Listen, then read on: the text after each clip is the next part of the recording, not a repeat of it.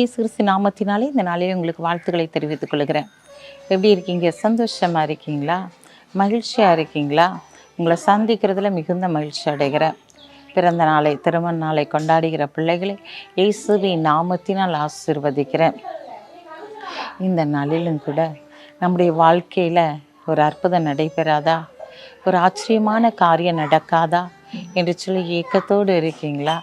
இது ஆண்டவர் உங்களை பார்த்தா சொல்கிறாரு, அற்புதமும் ஆச்சரியமான விதமாய் நான் உன்னை அதிசயங்களை காண செய்வேன் என்று சொல்லி வாசிக்கிறேன் பாருங்கள். ஏசாயா 29ஆம் அதிகாரம் 14ஆம் வசனம்.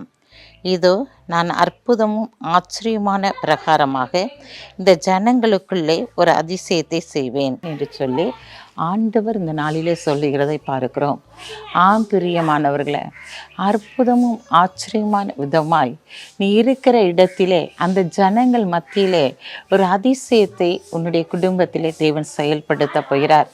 எல்லாரும் அன்னார்ந்து பார்க்கும்படியான காரியத்தை தேவன் செயல்படுத்த போகிறார்.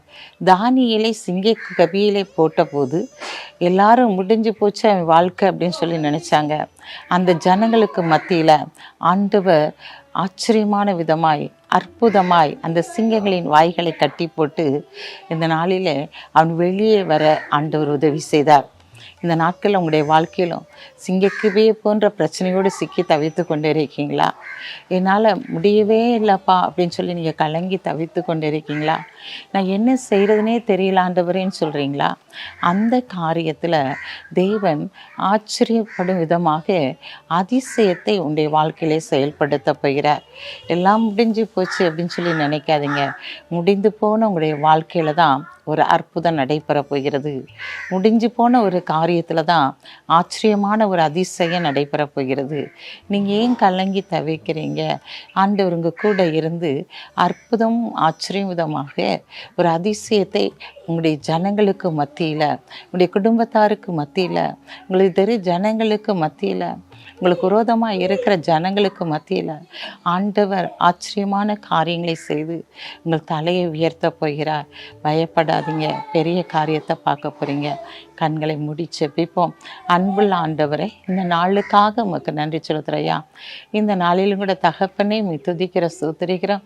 உம்முடைய நாமம் மகிமைப்படும்படியாக இந்த நாளில் அற்புதமும் ஆச்சரியமான விதமாக உங்களுடைய பிள்ளைகளுடைய வாழ்க்கையில் ஒரு அற்புதத்தை நீங்கள் செய்ய போகிறீங்கப்பா.